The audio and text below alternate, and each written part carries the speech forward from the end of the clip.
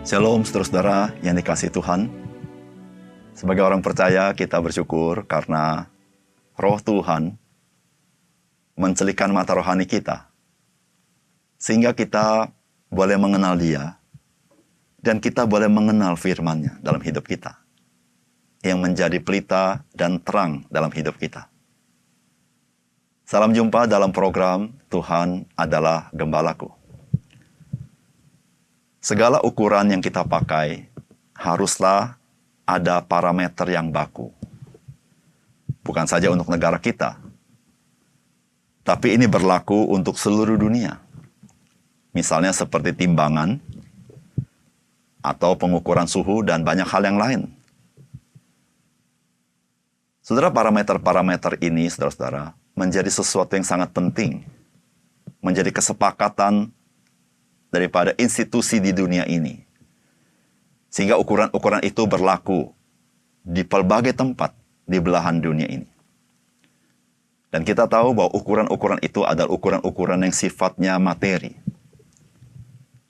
Pertanyaannya adalah, bagaimanakah dengan ukuran-ukuran moralitas? Parameter-parameter apakah yang dapat dipakai oleh manusia? Apakah kesepakatan manusia dapat menentukan parameter-parameter untuk ukuran-ukuran moralitas? Kita tahu bersama bahwa ukuran moralitas, parameternya tidak bisa berdasarkan mayoritas pandangan manusia.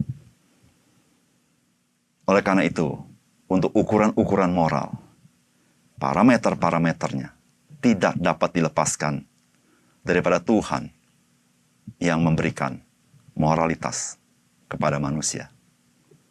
Saudara, mari kita membaca firman Tuhan dari Keluaran pasal 21 ayat 12 sampai 36. Siapa yang memukul seseorang sehingga mati, pastilah ia dihukum mati. Tetapi jika pembunuhan itu tidak disengaja, melainkan tangannya ditentukan Allah melakukan itu, maka aku akan menunjukkan kepadamu suatu tempat kemana ia dapat lari. Tetapi apabila seseorang berlaku angkara terhadap sesamanya hingga ia membunuhnya dengan tipu daya, maka engkau harus mengambil orang itu dari mesbahku, supaya ia mati dibunuh. Siapa yang memukul ayahnya atau ibunya, pastilah ia dihukum mati. Siapa yang menculik seorang manusia, baik ia telah menjualnya, baik orang itu masih terdapat padanya, ia pasti dihukum mati. Siapa yang mengutuki ayahnya atau ibunya, ia pasti dihukum mati. Apabila ada orang bertengkar dan yang seorang memukul yang lain dengan batu atau dengan tinjunya, sehingga yang lain itu memang tidak mati, tetapi terpaksa berbaring di tempat tidur, maka orang yang memukul itu bebas dari hukuman. Jika yang lain itu dapat bangkit lagi, dan dapat berjalan keluar dengan memakai tongkat, hanya ia harus membayar kerugian orang yang lain itu karena terpaksa menganggur dan menanggung pengobatannya sampai sembuh. Apabila seseorang memukul budaknya laki-laki atau perempuan dengan tongkat, sehingga mati karena pukulan itu, pastilah budak itu dibalaskan. Hanya jika budak itu masih hidup sehari dua, maka janganlah dituntut belanya, sebab budak itu adalah miliknya sendiri. Apabila ada orang berkelahi dan seorang dari mereka tertumbuk kepada seorang perempuan yang sedang mengandung, sehingga keguguran kandungan, tetapi tidak mendapat kecelakaan yang membawa maut, maka pastilah ia didenda sebanyak yang dikenakan oleh suami perempuan itu kepadanya, dan ia harus membayarnya menurut putusan hakim.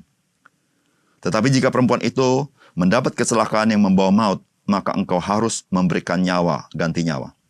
Mata ganti mata, gigi ganti gigi, tangan ganti tangan, kaki ganti kaki, lecur ganti lecur, luka ganti luka, bengkak ganti bengkak. Apabila seseorang memukul mata budaknya laki-laki atau mata budaknya perempuan dan merusakkannya, maka ia harus melepaskan budak itu sebagai orang merdeka, pengganti kerusakan matanya itu. Dan jika ia menumbuk sampai tanggal gigi budaknya laki-laki atau perempuan, maka ia harus melepaskan budak itu sebagai orang merdeka, pengganti kehilangan giginya itu. Apabila seekor lembu menanduk seorang laki-laki atau perempuan sehingga mati, maka pasti lembu itu dilempari mati dengan batu dan dagingnya tidak boleh dimakan. Tetapi pemilik lembu itu bebas dari hukuman. Tetapi jika lembu itu sejak dahulu telah sering menanduk, dan pemiliknya telah diperingatkan, tetapi tidak mau menjaganya, kemudian lembu itu menanduk mati seorang laki atau perempuan, maka lembu itu harus dilempari mati dengan batu.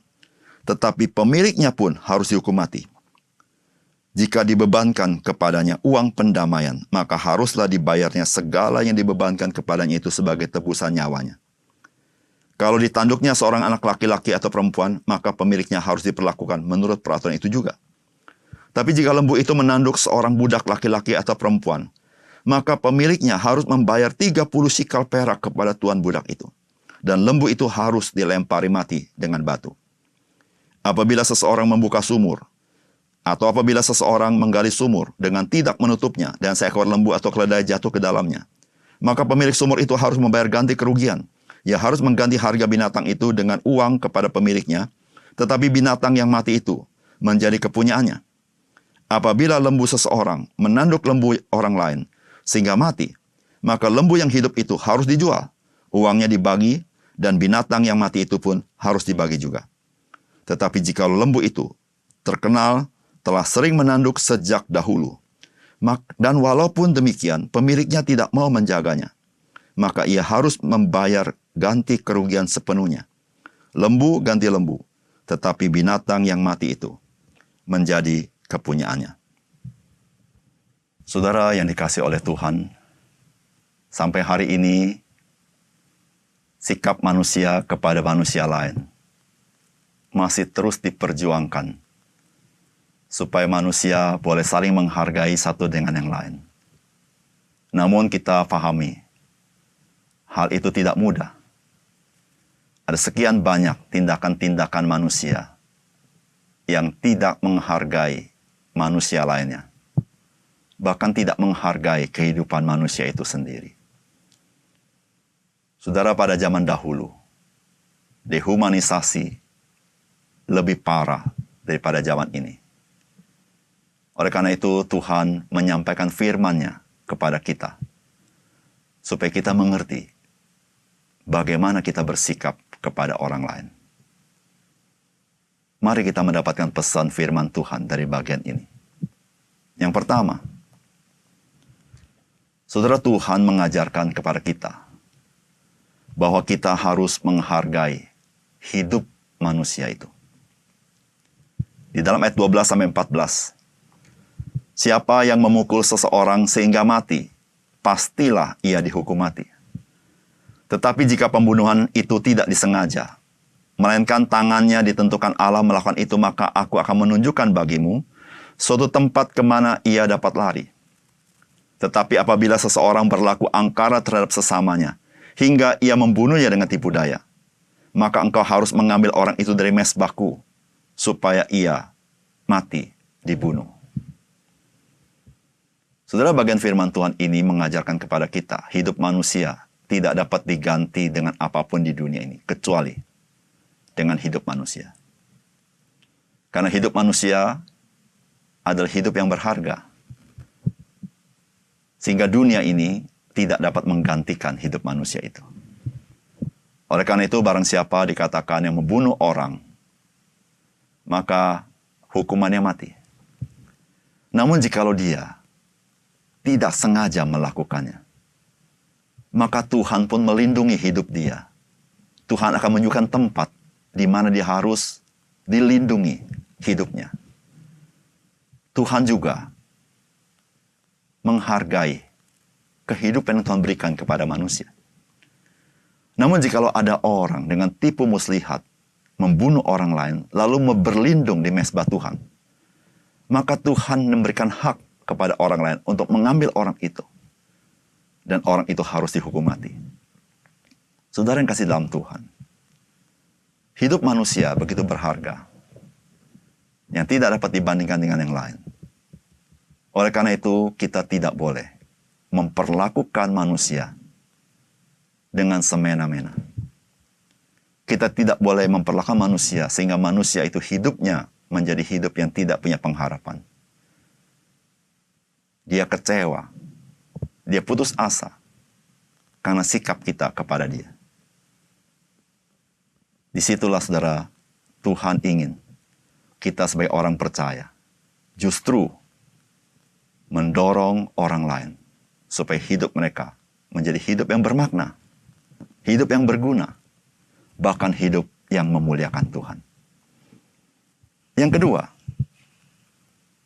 Tuhan mengajarkan bahwa kita harus menghormati orang tua kita karena moralitas dibangun di dalam keluarga. Di dalam ayat 15 dikatakan, siapa yang memukul ayahnya atau ibunya, pastilah ia dihukum mati. Saudara, menghormati orang tua merupakan perintah Tuhan kepada umat Tuhan. Saudara, mengapa Tuhan memerintahkan supaya kita menghormati orang tua? Karena moralitas seorang manusia dibangun di dalam keluarga. Saudara-saudara yang kasih dalam Tuhan, keluarga menjadi dasar moralitas dari insan manusia. Ketika orang tua tidak dihormati, maka runtuhlah moralitas dari insan manusia. Namun ketika orang tua dihormati, maka dibangunlah moralitas itu. Oleh karena itu, saudara, sebagai orang tua, kita memiliki tanggung jawab kepada Tuhan. Bagaimana menolong anak-anak kita mengenal Tuhan, pemegang moralitas itu, dan bagaimana kita harus mengajar anak-anak menyadari ada nilai-nilai sorgawi bagi kehidupan kita. Ketika anak-anak dididik orang tua di dalam moralitas Tuhan di tengah keluarga, maka ketika anak itu bermasyarakat, mereka menjadi orang-orang yang tahu bagaimana menempatkan diri mereka di tengah-tengah masyarakat, sehingga masyarakat diberkati oleh anak-anak ini. Oleh karena itu, hormatilah ayahmu dan ibumu. Yang ketiga, Tuhan mengajarkan bahwa kita harus menghargai setiap orang, bagaimanapun statusnya di dunia ini. Ayat 26, ayat 27 berkata, apabila seseorang memukul mata budaknya laki-laki atau mata budaknya perempuan dan merusakkannya, maka ia harus melepaskan budak itu sebagai orang merdeka, pengganti kerusakan matanya itu. Dan jika ia menumbuk sampai tanggal gigi budaknya laki-laki atau gigi budaknya perempuan, maka ia harus melepaskan budak itu sebagai orang merdeka, pengganti kehilangan giginya itu. Saudara, kita tahu seringkali orang berbuat kepada orang lain sangat dipengaruhi oleh status orang itu. Ketika seseorang menganggap orang lain punya status lebih rendah, maka banyak orang bertindak semena-mena kepada orang lain.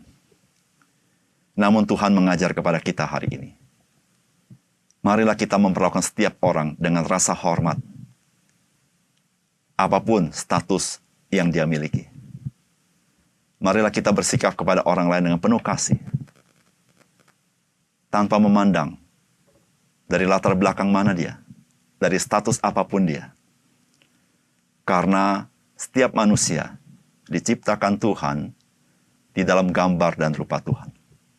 Oleh karena itu, firman Tuhan kepada umat Tuhan Israel, ketika mereka ada berbuat sesuatu kepada budaknya yang merugikan budaknya, maka Tuhan memerintahkan supaya budak-budak itu dimerdekakan.